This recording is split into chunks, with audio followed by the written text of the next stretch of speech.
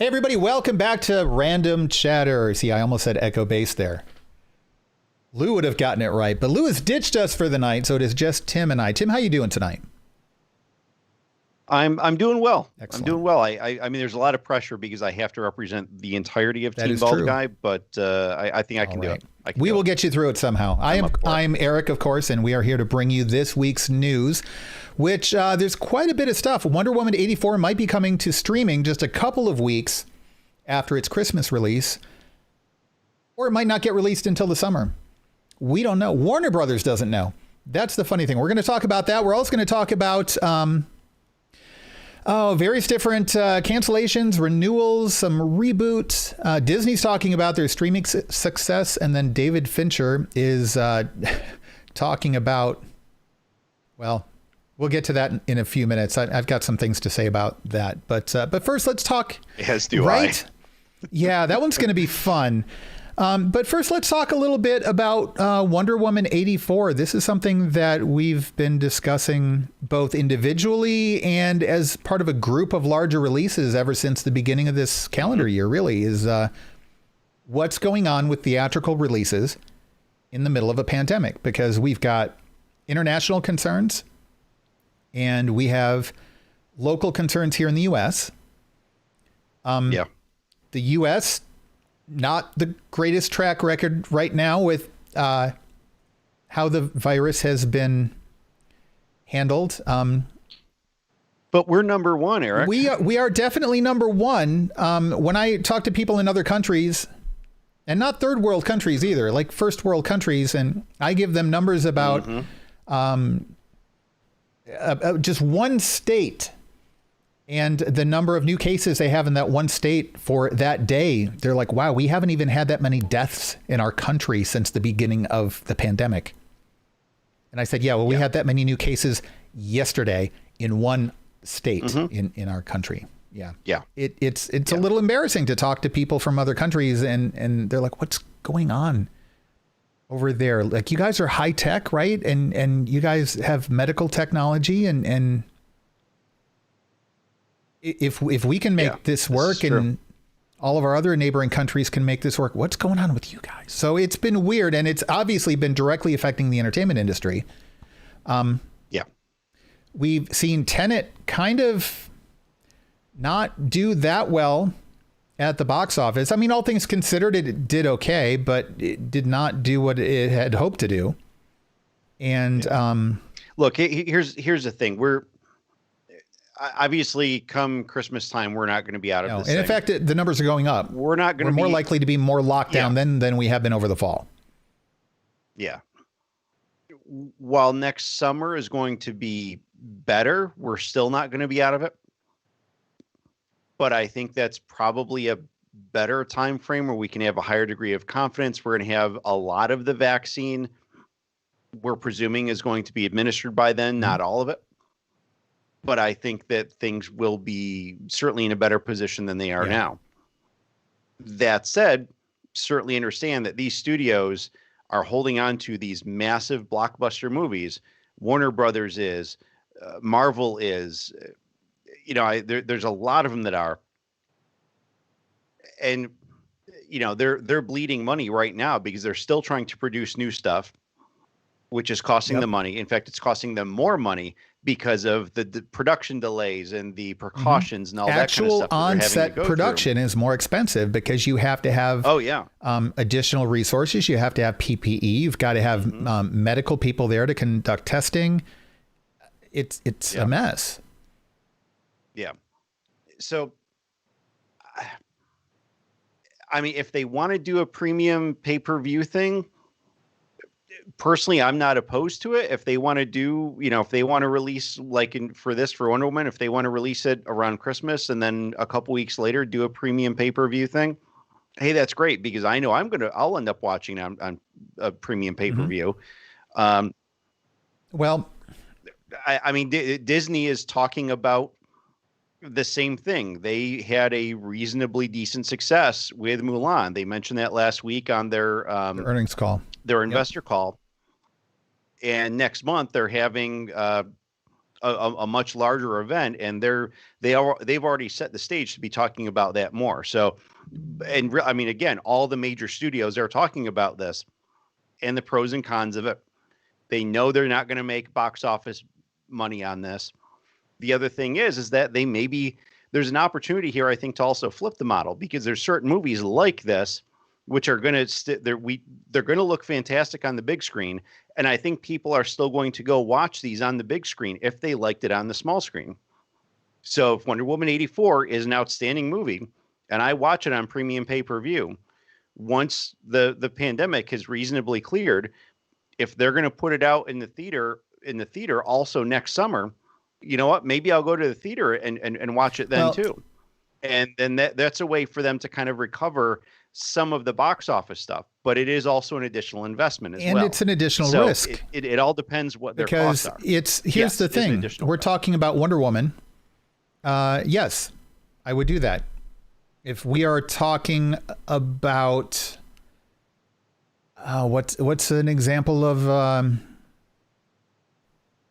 a movie that didn't do all that great, like if it's a kind of a crappy movie, it's not going to work out. You can't rely on that model of maybe people also going to hit the theater for the sake of seeing it on a big screen. Because if the movie, like let's say a lot of people didn't like Justice League.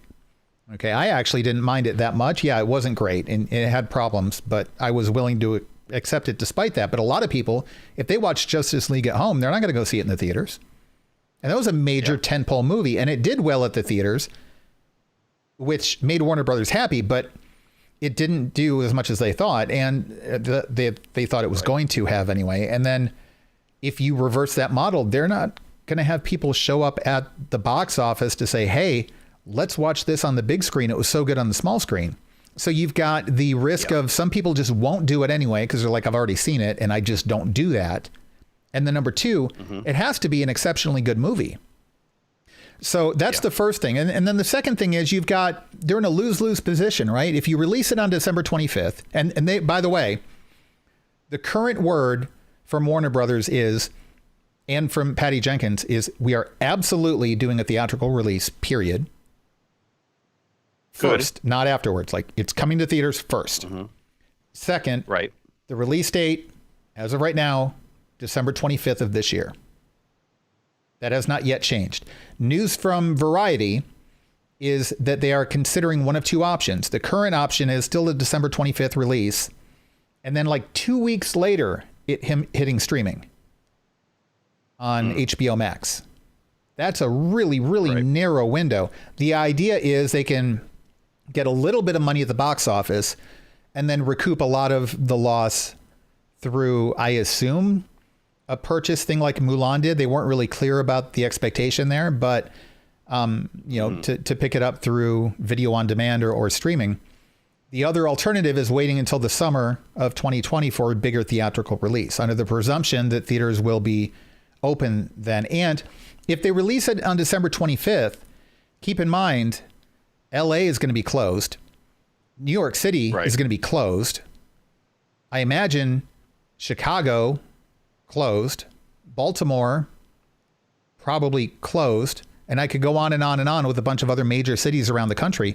The vast majority are not going to be able to see the movie even if they want to, and especially not LA and New York, and those are major population centers. That's a major cut of their profits, and that's not even counting other countries. So I don't know. They're kind of in a lose-lose situation because, like you pointed out, they rely on that money to make more movies. And they're trying to get production ramped up for new projects as soon as they're able to. And right now, if you're not bringing any money in, you can't send any money out. So what do you do? Right. And what is the theater industry going to look like next summer? If, that's kind of a separate issue, but if we don't get any new releases until the summer, the theater industry might not survive that long. But then if we get things released anyway, but people can't go see it, the theater industry might not survive that long. So either way, they're also in a separate sinking ship.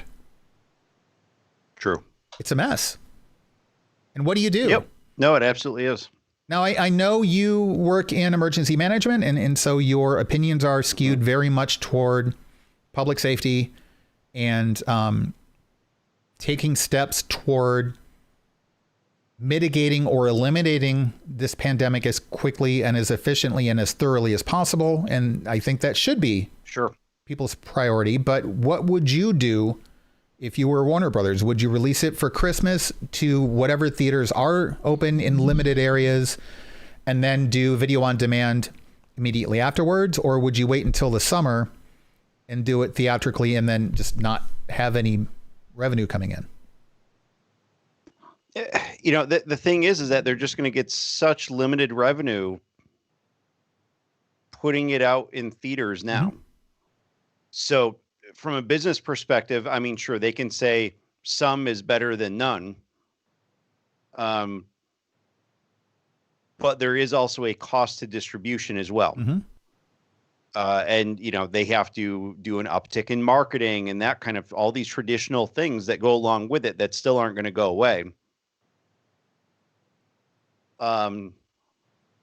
So I don't think that their income is going to be that high. In fact, it could be even pretty darn close to flat. Yeah, especially if they have limited, I mean, 4,000 theater screens is kind of average for like a bigger movie. And if they can only get in on 1,000 or maybe 800 or something, that's like independent level movie distribution. So, and yet, like you said, they're going to have to fork out tentpole level marketing. Yeah. So that's a big issue for them. You know, I just don't know that it's worth it. And I mean, they still have to make money. And even though I think that we're going to see some long-term changes to how movies are distributed, we're in that painful transition process right now. Yeah. You know, are movies going to get back to making these gazillions of dollars that they have been making, particularly the last few years? I don't know. It's a good question. Certainly not through streaming services, but still through streaming services. Again, that's where they can get something. Their distribution costs are probably lower. I mean, if you're looking at something like Wonder Woman 84, it's Warner Brothers. So Warner Brothers can distribute through HBO Max. When you have something that's Disney, they can distribute through Disney Plus. And, you know, they already have a model for it with Mulan where they can do this premium thing. They own the distribution. Right. So their distribution, their actual distribution cost is minimal. I mean, they're putting it on, they're loading it onto a server, and then really it's making sure that the load balancing on the server can keep up with the immediate demand, especially on launch. That's it. That's your distribution cost. And you know, I mean, they're still advertising. They're still marketing, no matter what. But to your point, though, a couple of years ago we were talking about this same day home release where you would pay like $50 for a ticket, and you'd have like a special set-top box. And there were people in the industry who were really, really promoting that. That was before Disney Plus and HBO Max were even being talked about. Oh, yeah, totally. Before the pandemic, there were people in the industry who felt like this was a viable business model. Now, to be fair, there were people who insisted it was not. But for there to be that much movement about it, I have to think that now it's definitely a good enough model that they could do things like Mulan. I'm kind of surprised. I'm like, I get the stubbornness. I understand it, that they want it to be in theaters. Dang it. Like there's a kind of an art form approach to movies, and you don't want to lose that. And I understand that artistic approach, but it is also a business. And if you want to keep making the art of films, like that's not free. Somebody has to pay for it. Right. So I guess my advice to Warner Brothers would be to just do the Mulan route. It seemed to be successful for Disney. I don't have the numbers in front of me, but I remember when the numbers came back a few weeks ago, they seemed to be pretty good. I mean, they took a hit because, and this is talked about in the Disney earnings call, they took a hit because of some of the controversy about what was going on with the Mulan film with the actress and the issue with the credits and et cetera. And the location where they filmed it. And yeah. Yep. So, but even then it seemed to be successful from a business model point of view. Why isn't HBO doing this? Like, I get it, but just suck it up and say, yeah, we tried. We wanted to bring it to the theaters for you and it didn't work out.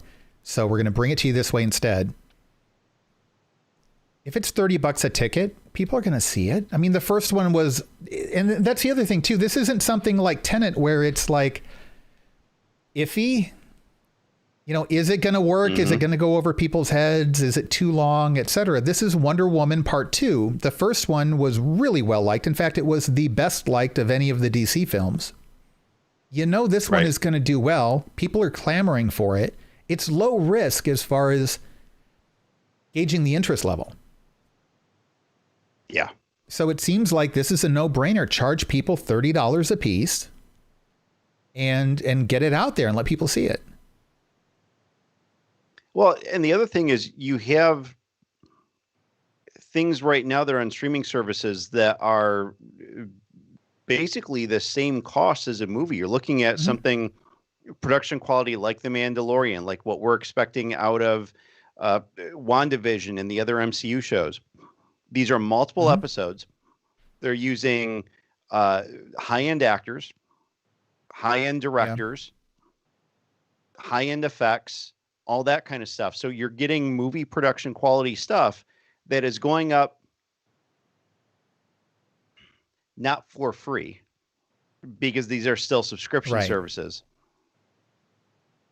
But viewers aren't paying individual tickets to watch it. You know, I'm subscribing to Disney Plus for whatever it is, $4.99 or $5.99, and I can watch The Mandalorian as many freaking times as I want to.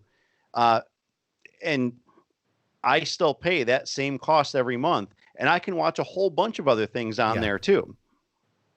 Now, of course, their model is we put out good stuff on this platform. We're going to get more subscribers, and that's how we're going to make more money. Okay. And I still have no problem with them doing some premium level stuff where I would pay more for it. That doesn't really bother me. Whether it's basically to see it sooner or something. I mean, I don't want them doing that with everything, but I think that there's some opportunity there. Yeah. Now compare that to someone doing a film and then basically saying, okay, how are we going to recoup costs with that? Now, again, on the Disney side, Disney owns their platform. A lot of other places would be having to pay for distribution. So that model, the equity of that model may not work out so well for them. So if you look at the big studios, we've got Disney, which now also owns Fox and Lucasfilm. We've got Warner Brothers, which would, as you said, go through HBO Max. You've got Peacock, which would be anything produced by NBC. Who does Paramount fall under?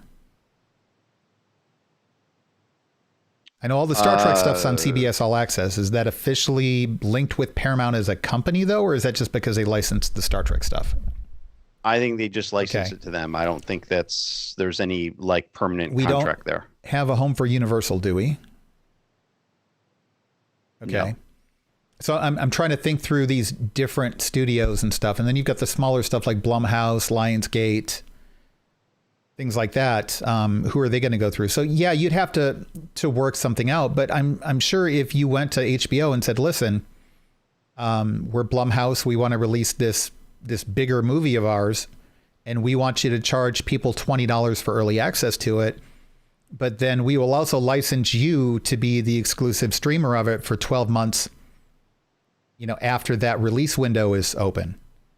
So they both get something out of it. HBO gets the exclusive streaming rights once it's no longer pay-per-view, and then Blumhouse gets a distributor. So I still think that there's... In the chat here on our live stream on YouTube, Textical says that CBS All Access is rumored to be renamed Paramount Plus. So I've got the apparently old chat there is a direct relationship there. I need to open the new chat window. I've still got the one from the previous stream. Okay, so I guess the point is there are, these production studios have different distribution options, and the ones that don't have anything built in could still make something work by piggybacking on someone else's and just working something out. Hey, you do my stuff for you, and then I'll let you have the movie for a while. I still think it's doable. And you know what? Even if they'd also talked for a while about the model of making like Star Wars movies, 20 or 30 bucks a ticket, but then making something like A Quiet Place, which was an independent film, $5. So this is a model where you could do that. You could make Mulan $30. You can make Wonder Woman 84 $30. And you could do something like Save Yourselves that came out recently and make that like a $4.99 thing, like the equivalent of the price of a rental, but you can watch it as many times as you want up until the point where, it then becomes free to everybody. So you're basically paying the same amount you would for a rental, just allow you to purchase it at that point and then don't restrict how many times you can watch it on the rental. Yeah. And just have that be like, because that's what they did with Mulan. You pay that $30, but then you own it.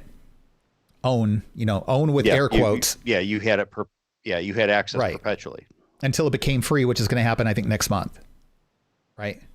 Now with Invisible Man, which of course happened very, very early on in the pandemic. So, I mean, it was just kind of a, hey, let's try something. It was $20. It was basically like kind of your average rental. Right. Although I think they gave it to you for longer, maybe like 3 days or something. I think it was just the 2 days, which is standard. Yeah. Okay. $20 was absolutely worth it. I thoroughly enjoyed it. It was a great movie. I would pay that for most movies that I'm very interested in. Unless you're going to see a movie solo, the two of you are paying $20 anyway for 2 movie tickets. Exactly. And I can pause it when I need to. I can pause it when I go to the bathroom. I can get snacks, in my own house for a heck of a lot cheaper than a concession more comfortable stand. Seat. You can throw popcorn at people without getting kicked out. Well, no. Well, yeah. But still, careful there. Yeah. So I think that there are ways to take advantage of this model. And I think that maybe this earnings call from Disney, hopefully, like, I don't know, maybe be a wake-up call. Like, I'm a little surprised that some of these other, especially HBO Max, honestly, like they're the other ones. It's like, dude, step up. You can do this and actually make money from it. We would be happy because we are desperate for new content. And for the tent poles, I'll pay $30 a ticket. And for the independent stuff. Absolutely. So what's the one with Ryan Reynolds? Free Guy? Oh, okay. Yeah. Yep. I mean, that's not like a major blockbuster hit, but, it's got Ryan Reynolds in it and stuff. So instead of like a $4.99 rental, I'll pay $10 on top of the subscription to what, let's say it's through Warner Brothers. I don't know who the distribution studio, the production studio is. But for example, I'm already paying for HBO Max. I'll give you another $10 to let me have access to it now instead of when it finally drops. Right. Easily. Yep. Like I wouldn't even think about it. It would just be an automatic thing. Like we're so desperate for content. And if it's going to be comparable to what we would pay anyway in the theaters, and I don't mind paying a premium for like the big stuff, if you give me a discount on the independent stuff, and boom, there you go. Now you can start doing that for the vast majority of films that would otherwise be coming out. And then you can get back to making more films to have come out. I mean, within availability. Plus, it's also going to up their subscriptions. So when they're doing it through established streaming services like that, well, it's like, wow, if something comes out on HBO Max that I really want to see and I don't have HBO Max, that's going to make me really consider getting it. So yeah, you know what? Maybe I will subscribe because I know there is a lot of good stuff on HBO Max that I'll otherwise watch. Yeah. So, maybe I get it. And even if I only have it for a few months, that's some, money that they didn't have before. And it's not just me. That's also, gazillions of other people. And if you look at some people are going to cancel after the first month. Other people are going to hang on for a few months. you're going to get a good amount of people. They're going to hang on for a year or even longer. And if you look at the money that's all good stuff. Again, from the Disney earnings call, the amount of money that they're making now from the streaming service, getting that additional subscription, that's also a big thing. I mean, there are a lot of, like Netflix, they're paying for their movies just with the price of the subscription model. They're not doing the Mulan thing where you have to pay to get access to pay the $30 to get Mulan. Right. So again, that business model, it seems like a no-brainer to me. I'm a little surprised that HBO hasn't done anything with it, and maybe they will. Maybe they're just sitting on the announcement for now. I don't know. But I tell you what, if you did that and $30 per person and have it released on Christmas Day, and people can't go out on Christmas Day. Christmas Day, December 25th in the United States, is the biggest box office day of the year. It always has been. You're losing that now. People can't go out. If you released something where you had to pay, even the people would pay, I don't know if I want to pay $30 for it. On Christmas Day, when you've got your whole family there and everybody wants to see it, yeah, you're dropping the $30. You're dropping the $40. Yeah. This year, like February 7th is going to have, better box office than Christmas. Literally. So I don't know. And no, folks, there is nothing special about February 7th, except it was pre-pandemic. Yeah. So that's Tech all. Here in the chat room, nobody wants to go to the theater, and nobody wants the theaters to go away. And I agree with that. But I would absolutely pay to see, for example, Wonder Woman 84 and the new James Bond at home. When things become normal, abandon that model, and we all go back. Yeah. So, and that's the other thing. When things do get back to normal, and they will someday, if the theater industry survives or can be rebuilt, then either abandon this model, or if you have to tweak it a little bit, that's okay too. Yeah. I think that their concern is not making enough money, because obviously they're fixated on what would we have made if we were in the box office in a normal year versus what they think the potential is on a premium pay-per-view kind of thing. And they're going to say, well, crap, we're only making a fraction of it. But so right now, let's wait X number of months and bleed money, or we're going to release it in a month when the pandemic is arguably at its height, and we're probably going to spend more money marketing than we're actually going to make in the box office. I understand that there are no easy decisions with it. But they have to, it's kind of you have to crap or get off the pot. That's really what it comes down to. Like, they have to make a decision, and I understand it's a tough decision, and I understand that probably they're screwed no matter what decision they make. Their shareholders are going to be critical when they see the numbers coming out of it. Their bosses are going to be critical when they see the numbers coming out of it. The public is going to be critical. But the shareholders already can't be everyone's going to have too happy. Opinion. I mean, listen, if you've got a houseboat full of cash, it's great to keep all your cash on the houseboat because it's safe there. But once the boat starts sinking, you need to take some of that cash to pay to repair the boat. True. So, if you're sitting on this property, this gold mine, and yeah, you could make a lot more money from it in a normal year of theatrical releases. But let me tell you, 2021 is not going to be a normal year either. By the end of the year, it might be closer to normal. But the first half is still going to be pretty bare, and the theaters have not recovered. And we don't know what the theater model is going to look like, let alone, the film industry. What about the actual theater industry? Where are you going to go to see these things? We don't know what's going to be around in August. They can start releasing movies in June. The pandemic can disappear in July, August or September. That doesn't mean that these theaters are still going to be in business. We've had a couple local here close permanently, not coming back up. Yeah. And they may very well reopen under new ownership or something, but obviously all that stuff is going to take time. We will eventually get back to theaters and theaters being up and running. And sure, but how many decades are they going to hold on to Wonder Woman for? Exactly. That's the thing. Exactly. I think that, quite honestly, I think that if they put stuff out premium pay-per-view now, and then especially for those bigger movies, do a theatrical release later on, whether it's 6, 8, 10 months from now, I think that's probably where they stand to make the most amount of money. People are going to watch it now. They're going to pay for it. If they really like it and they say, you know what, I would love to see that on the big screen, they're going to pay for it a second time. If they didn't like it, well, guess what? The theater's still making $20-$30 off of folks. It's better than nothing. You're at least able to slow the bleeding. My opinion is that whoever figures out that they need to release a major tentpole on Christmas Day on video on demand for $30, and I hate to say it, but $30 to $40. I don't want to pay $40. I'd rather pay $30. But again, as a business model, people would pay $40 if it's on Christmas and they've got their whole family there and people can't go out and do anything else and they want to see Wonder Woman or James Bond or whatever it is. Whoever jumps on that opportunity, they're going to make bank. In my opinion. Yeah.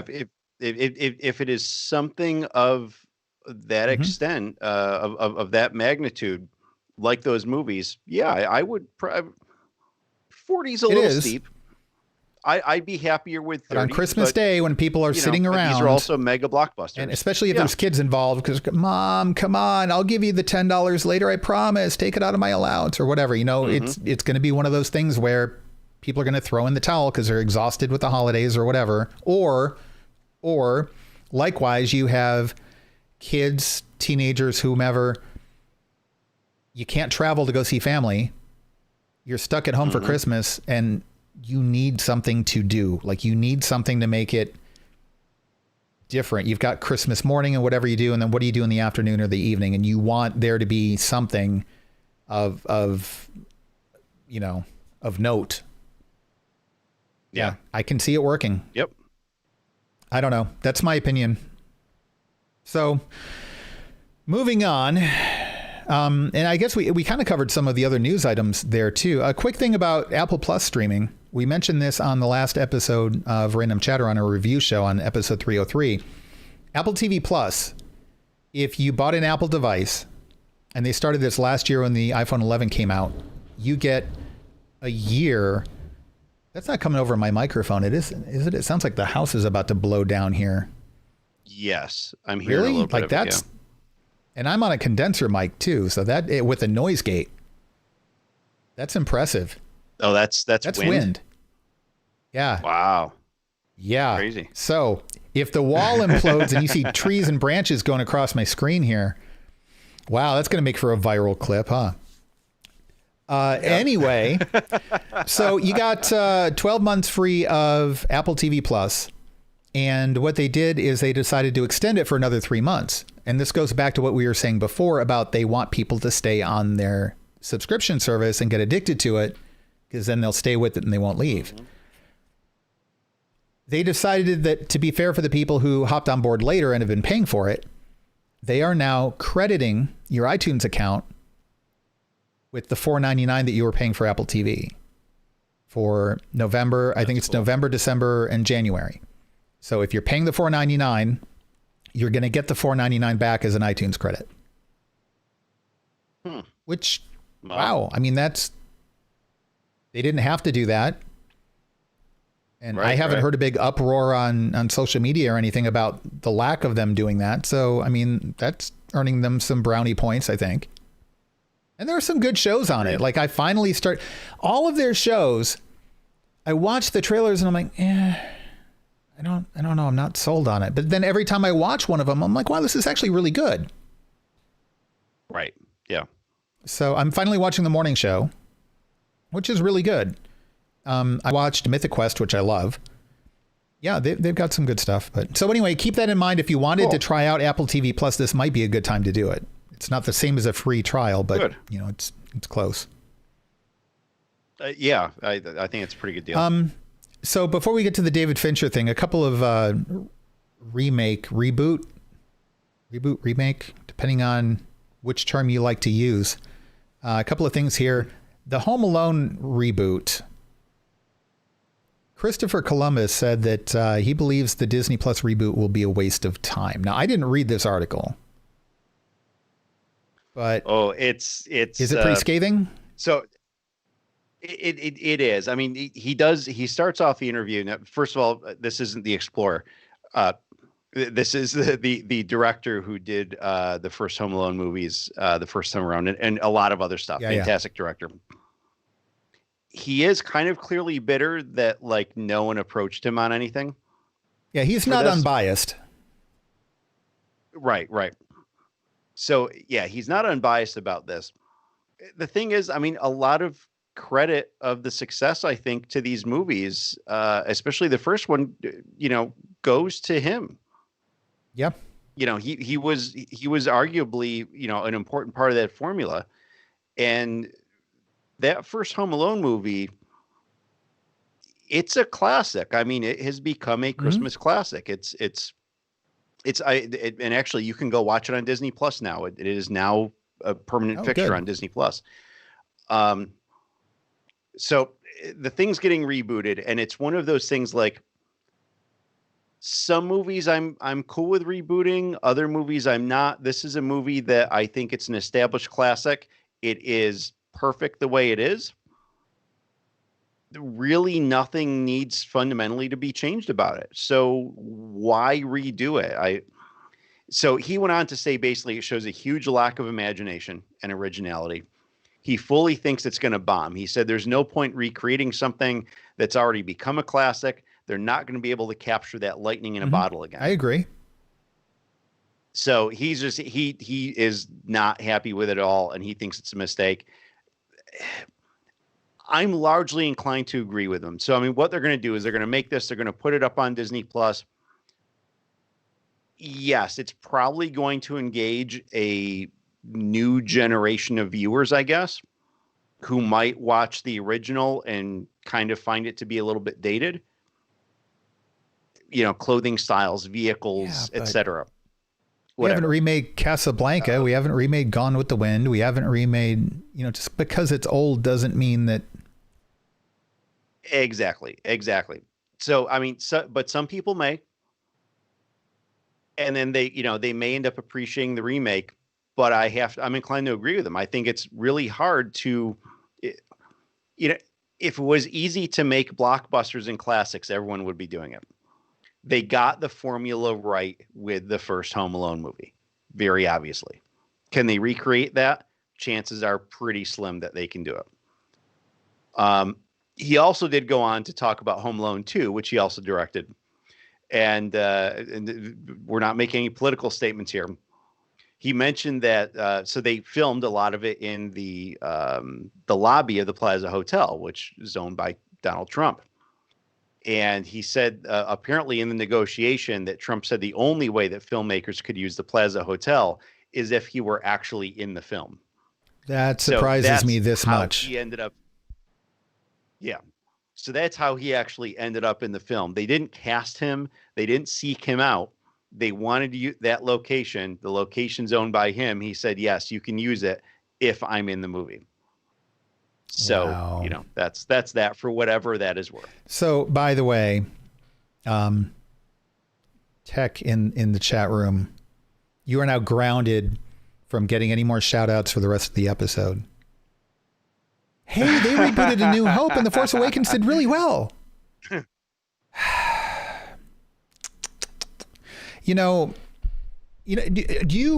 you aware of how many Home Alone movies there have been? Like 5. 4 or 5. I'm pretty certain it's 5. As my son repeatedly likes to point out to me because he's seen all of them. I don't think I've seen past the second one. Yeah, I don't think I have either. There's something about slapstick comedy that it only works when it's unexpected.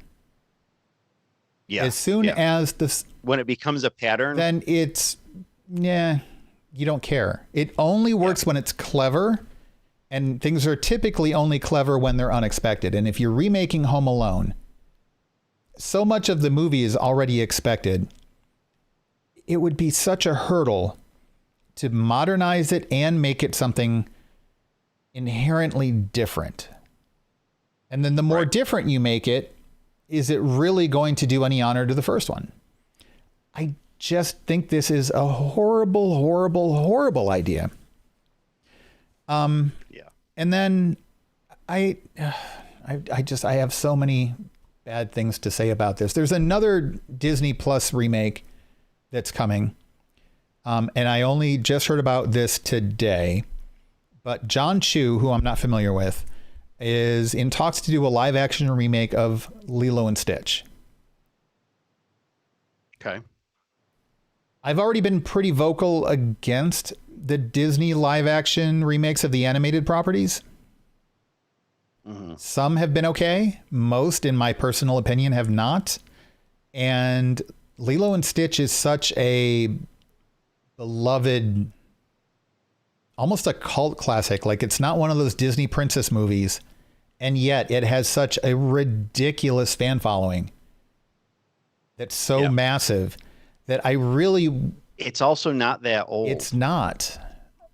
Why would you remake something that is that recent? That just seems really odd to me. That's like... Yeah, it's not like redoing Jungle Book. Right. I don't get it. Like, I get the fact that it would give them kind of a sci-fi type of property to it, but it's so dangerous as far as fan backlash and stuff. And what are you gaining from it, really? I mean, I guess... Money. Yeah, you get to kind of rebrand it. Like, you get that brand refresh. Yeah. But man, if that backfires... Which I'm sure... I'm sure that they also see increases in sales on the original things when they're rebooting them to some extent. And that's, of course, if it's out of the vault or whatever the heck Disney is doing now with allowing their movies to be out there or not out there or whatever. I'm sure they're seeing some extent of that. So they do get a little bit of a bump, which is great to see from a movie that was made in the 30s that, oh, wow, holy crap, Right. it suddenly made $200,000 this year. Oh, hey, that's cool. Because last year it made $7 million. Yeah. Now, David in the chat room is pointing out Lilo and Stitch is 18 years old, which, especially to our listeners in their 20s, seems like a long time. But we're talking things like Cinderella, Jungle Book, even the more recent ones like Beauty and the Beast and Little Mermaid were, what, in the 90s or something? I mean, they're 30 some years ago. Yeah. So, I don't know. Like, Stitch is a real popular character, and they can merchandise the heck out of that guy. And they have. I have a Stitch Yoda action figure. Like, he's easy to market. So I'm sure they're going to make like $1 billion from it. Yeah. From an artistic point of view, though, I just, I'm so not looking forward to that. I don't know. Yeah. All right. Tell me about this David Fincher thing.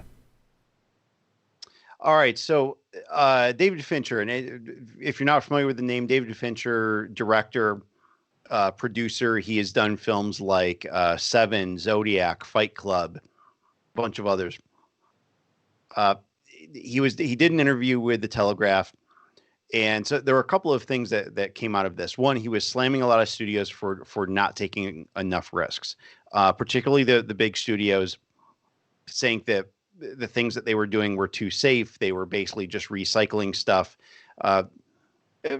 Kind of some echoes of like what Chris Columbus was specifically saying about Home Alone, that, you know, you're basically just doing the same stuff over and again, lack of imagination, lack of originality, etc. He did specifically come out and cite Joker, which I thought was an interesting play for him, saying that Joker was, quote, a betrayal of the mentally ill. Betrayal? How? Nothing in the interview really went into that depth, but like it was strange that he specifically called it out. And obviously mental illness is a big foundation of the movie. But we also have to understand that it's a movie, and quite honestly, darn near every movie is a caricature to some extent. They will take some element and amplify it. because that's what they need something to grab the audience with. They have to get something for the audience to just to really glom onto, even if it's a romance story. Most romances aren't to such an extent, and so they amplify that in the stories and all the drama and stuff. So he really grabbed onto that. And yes, there were some criticisms of Joker saying, well, it's not a good reflection of mental illness. It was never intended to be a quote good reflection of mental illness. It wasn't called DSM-5, a documentary. Exactly. And and I saw Joker. I liked it. I didn't love it, but I thought it was a good movie, and I thought it was to me, that was definitely not a safe movie. No. I thought that was a very risky movie for the studio to do. It was very different, and it also paid off. Yeah, it paid off. Joker is the highest grossing R-rated movie of all time. But David Fincher, I'm sure, would argue that money doesn't matter. And kind of easy for someone who's made a lot of money from movies to say that sort of thing. But he has always tried to be challenging and stuff. To be fair, he's not being a hypocrite about that. Except, Joker was the last thing that you would call a safe movie. That was, and we talked about that extensively before it came out, after it came out. I was not a fan of the movie, but I respect that it was well crafted, and it definitely wasn't some cookie cutter safe thing for the studio to do. It was crazy risky. And to his credit, he generally does not do safe movies either. Things like Seven, Zodiac, Fight Club, they were all very, I love Fight Club, different and inventive and that kind of stuff. And interestingly enough, each one of them had aspects of mental illness, whether as a central theme or something that was a little bit more subtle. And even if it was subtle, it was still played up.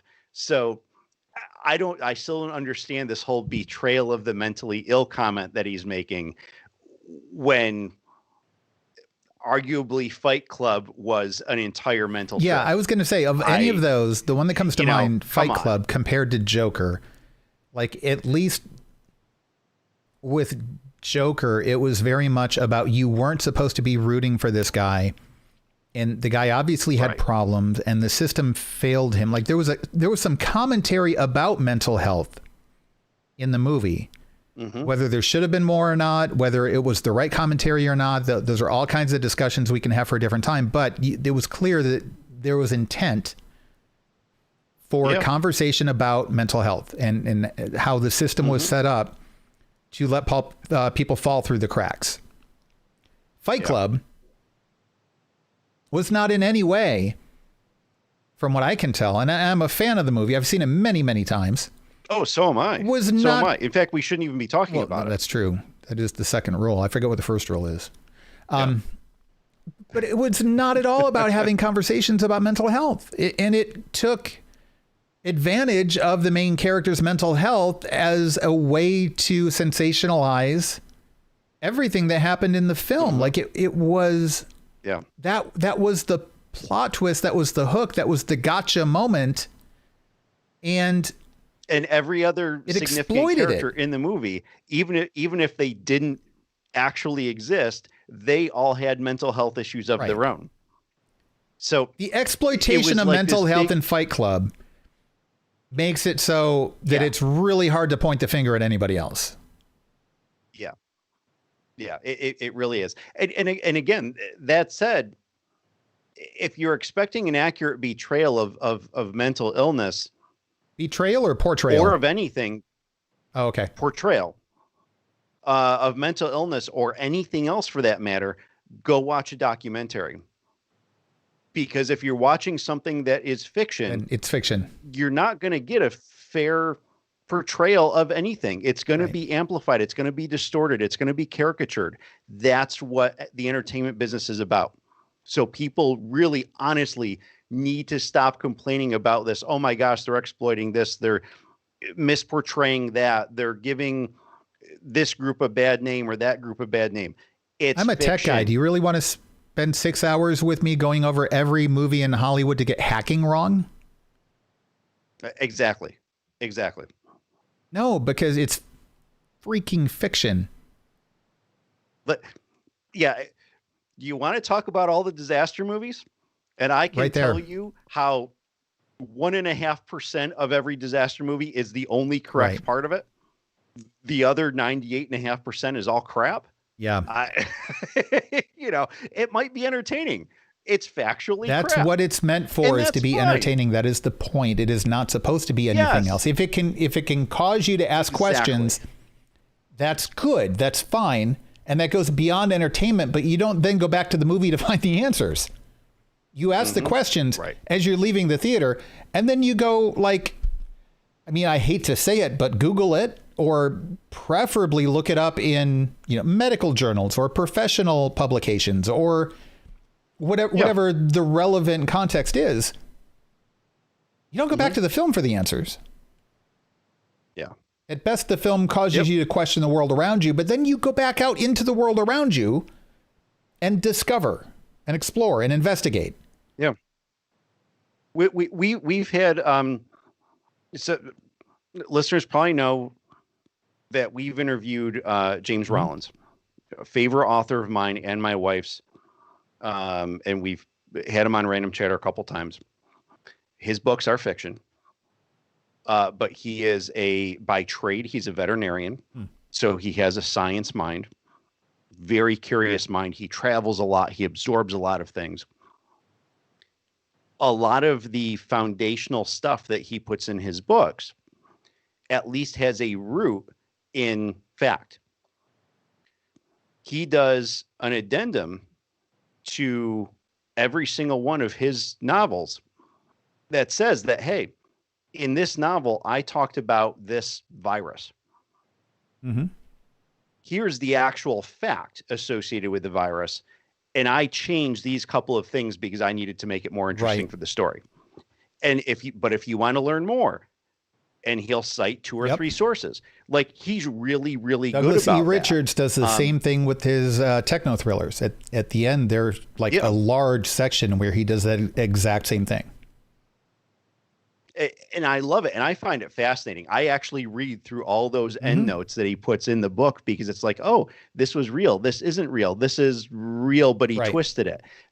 I'm totally okay with that. I'm freaking entertained. That's all that matters in the end, All right. Well, let's move on to the lightning round. We have a few things to whip through here. We'll probably have some comments on some of them, and then we are going to end the episode. By the way, there's a request to have you on as a guest on Movie Chatter to discuss what that 1% is that's correct in different disaster movies. Totally. So we will have to work that out. Maybe after the beginning of the year. We've kind of got stuff decked out, I think, probably through the end of the year, plus the holiday films and stuff. But maybe we'll start the beginning of what is hopefully a non-disaster filled year off with some truth about the fiction. Yeah. All right. And I'll even tell people in that episode what my favorite disaster movie is. If it's the one I'm thinking of, there are going to be words. We'll talk offline. All right, the lightning round. Here we go. So we talked about streaming services. A lot of people don't know this, but right now there's a promotion going on in Fortnite. If you make in-app purchases with real money in Fortnite, then apparently you get 2 free months of Disney Plus. You can start redeeming that. If not now, then I think in about a week or so. Any purchase made through November through the end of 2020 will qualify you for 2 free months of Disney Plus. HBO has canceled The Outsider, which I'm not that familiar with, and it's being shopped around to other networks. So if you're a fan of the show, there's hope. Netflix is renewing The Umbrella Academy for season 3. Which is good. Hopefully it'll be better than the second one. And they're renewing Space Force for season 2, though apparently they're having to take a little bit of a different creative direction in it. They're bringing in some new writers and such. We'll see how that goes. Fox has renewed season 2 of Lego Masters. And Will Arnett's going to be returning. So that's good. I know you're a big fan of the show, Tim. Yeah, that's great news. We had folks on from the first season, some of the contestants on Random Chatter. last year, and the show's what a lot great of fun. show. The Like for a show's a lot of competition fun. show, I'm I glad don't they get renewed into them that much, especially since most of them are cooking and baking and stuff, and that's just not my thing. But this was really good. I was surprised. It was way better than it should have been. WandaVision is premiering on Disney Plus on January 15th. I know you guys are going to be talking about that, or have probably already in Guardians of the MCU. Yeah, we finally have a date. Real excited it's about about that. time. Not as soon as we wanted, but at least it's coming and we know when. James Gunn has confirmed Sylvester Stallone will be joining the Suicide Squad. So that's interesting. Another reboot for Disney Plus, Darkwing Duck. Now, this is an animated reboot, much in the line of DuckTales. And in fact, this is, they had kind of a, what do you call it? Like a sleeper pilot episode.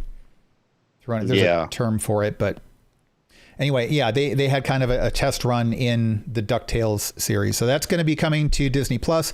Lego has released the Roman Colosseum, their largest ever Lego set at 9,000 pieces and costing $9,000. Crazy. Or $500 US dollars. I was talking about that other country. Yes. Rubles. The Fresh Prince of Bel-Air is doing a reunion episode. People are probably already aware of that. There's a trailer that's available, and it will be coming, not the trailer, but the reunion special will be coming November 19th, which is this week. So look for that soon. Zack Snyder, of course, is releasing the 4-hour-long version of the Justice League film that will have 4 minutes of newly filmed content. I don't understand this. And I have been, this whole release of Snyder Cut thing from the get-go has kind of been crap to me. I've never been a fan of the whole concept. And then all of a sudden they said, oh, well, there's going to be a Snyder Cut, but it's not really the Snyder Cut because he's going to completely remake things, and it's going to be 4 episodes instead of a movie. And he's reshooting a bunch of stuff. Well, he's going to use some footage that wasn't used. Now it's going to be 4 minutes. Are you freaking kidding me? To be clear, because I've seen some confusion about this, there's going to be a lot of unused footage. Yeah, it's going to be his original. So he footage, did the original footage. Still. He left because sadly his daughter committed suicide, and so he left the production. Joss Whedon was brought in. Joss Whedon redid a bunch of stuff. So what they're doing is they're going back to the Zack Snyder footage, and there was a substantial amount of story difference. And they're redoing that. He shot an additional 4 minutes to, I guess, flesh some things out. And that's it. They're not like reshooting. People thought, because this was being reported for a while, that, they're bringing this person back and that person back, and they're like, they made it sound like they're practically reshooting half the movie or something. It's just 4 minutes. But yeah, it is going to be 4 hours long. Listen, I don't care that they're doing it. I thought the whole thing was kind of baloney from the beginning.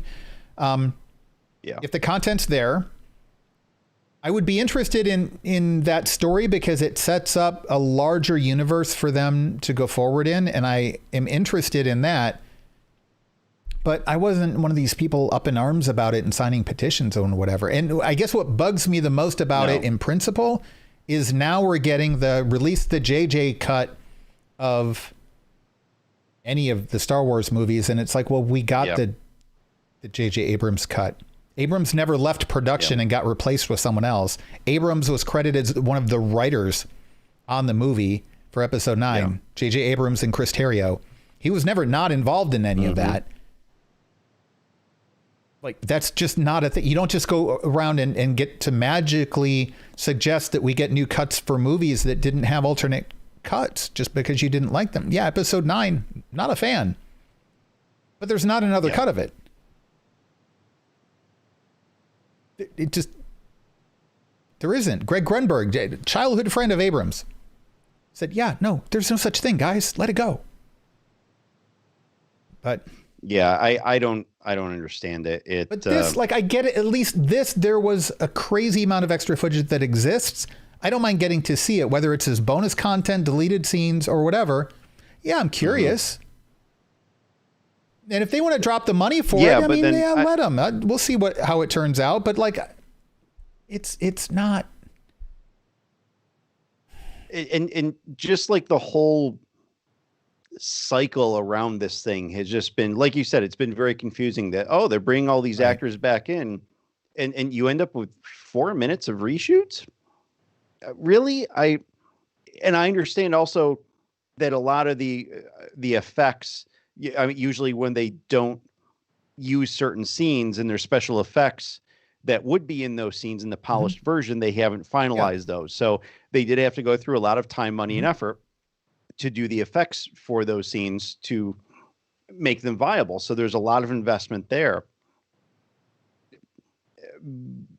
I wonder how much money they're putting into this thing, and are they really going to make it back? I think they'll make it back. I get your point, but I do think that they'll get it back. I think this is going to be a big thing for HBO Max. I think this will pull in new subscribers. I think they'll make their money back from it.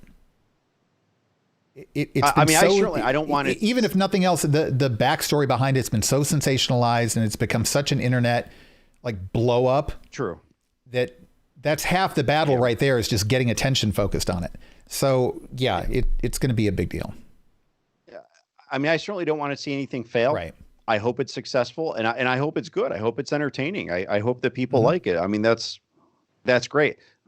But yeah, the thing is, I'm not against it necessarily in concept. I've been against all the drama that's been I'm against the drama. That's just been annoying and ridiculous.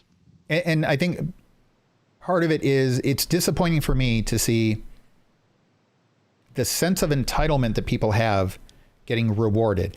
I'm interested in seeing the movie, and I like what I'm hearing about the storyline for it more than I like the storyline for what we got. Okay. I'm optimistic that the movie will be better. I think it is definitely better suited to creating a cinematic universe. And I want the DC cinematic universe to succeed. Okay. I'm on board for these things.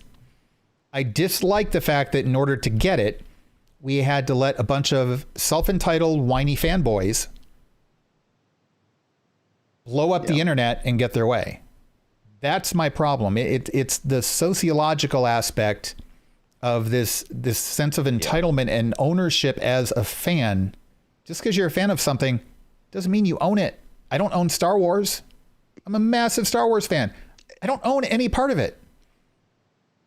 And I'll tell you, that's what bothered me around the whole bring back Clone Wars thing. And for as much as I love that they did do an additional season of Clone Wars, and I love the season that they did, I was actually kind of ticked off that they brought it back, because there was all this fan pressure of bring back the Clone Wars. And like, there was this, a lot of our listeners know about how divisive the frickin' Star Wars fandom is.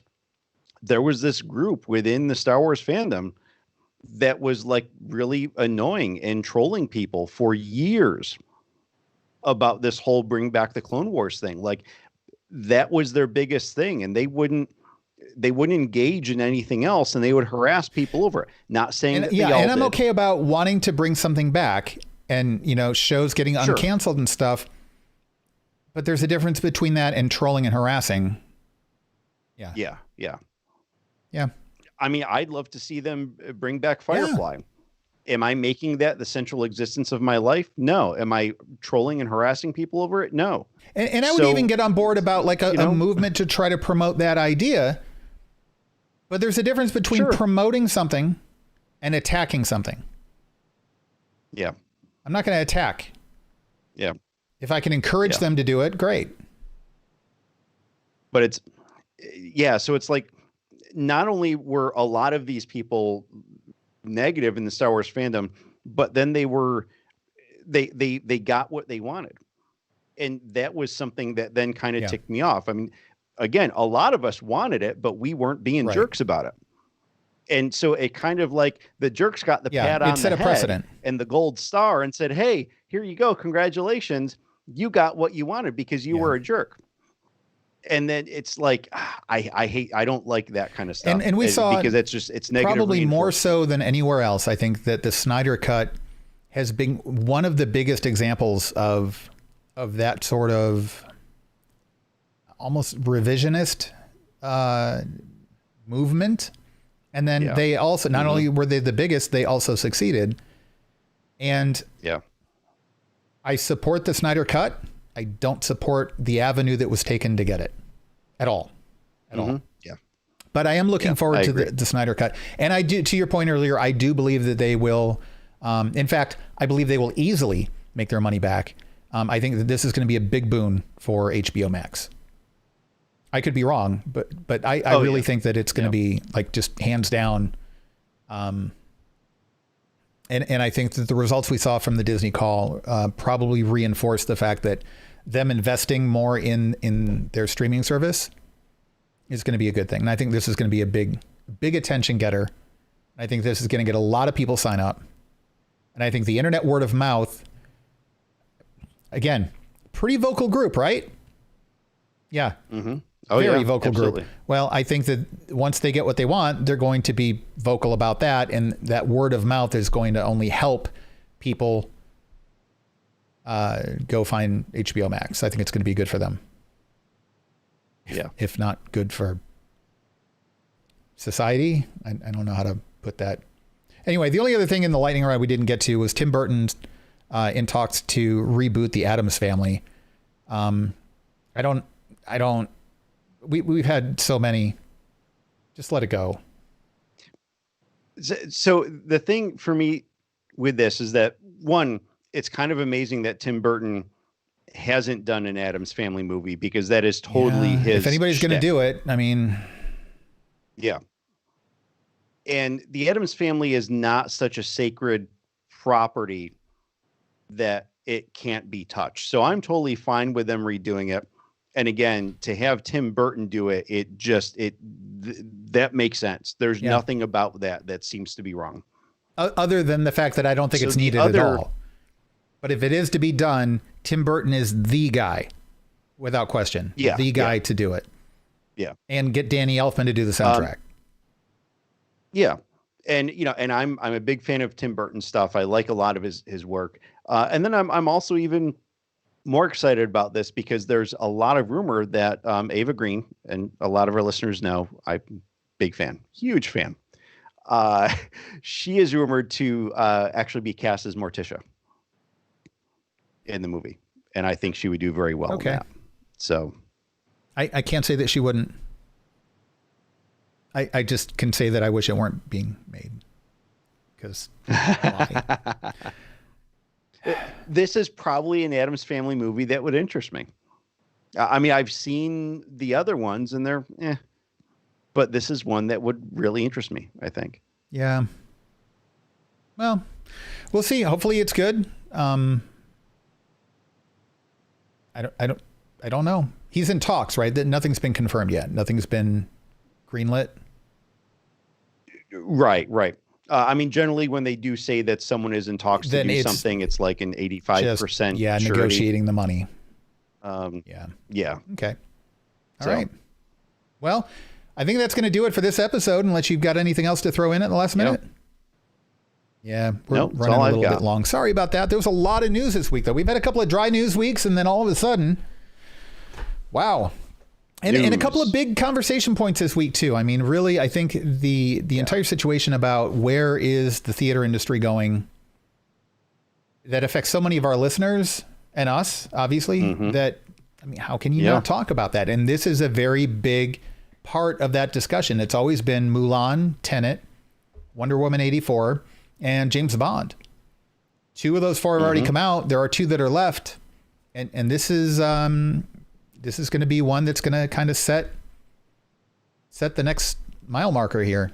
So, yeah, I agree. All right. Well, thanks for tuning in, everybody. Thanks to everybody in the chat room. We've got a pretty active chat room tonight. It's been a lot of fun. So thank you, everybody who turned out here for our live stream. If you would like to start doing that, we typically do Echo Basin Random Chatter starting at 8 p.m. Eastern time. That's GMT -5. And we do it here on YouTube, randomchatter.com/YouTube. Just look for the video there once it starts streaming. Otherwise, you can also join us in Discord or follow us on Twitter and get notifications that way. It's just Random Chatter on Twitter. You Go to randomchatter.com/Discord to join us there. We've got a lot of great conversations going on there. A lot of audience members who are very active, especially right now if you're a Mandalorian fan. Oh yeah. Lots of stuff there to discuss. So join us there. You can also help support the network through Patreon. We are a nonprofit organization. We don't pocket any of this money. It goes directly into the operating costs of the network. And because it's a nonprofit organization, even if you just donate $1 a month, in fact, that's what most of our donors donate, you become a member of the network officially.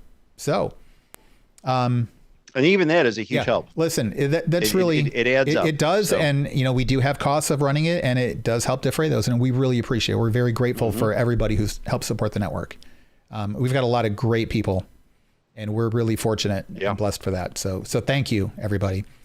So if you'd like more information on that, randomchatter.com/Patreon. If you're here on YouTube, be sure to hit the subscribe button down below. If you like the video, click the thumbs up button. And there's also a thing there you can get notifications of when we go live, which is, I think, something we would recommend.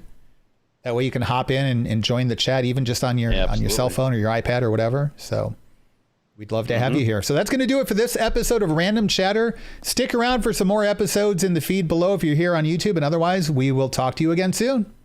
Take care.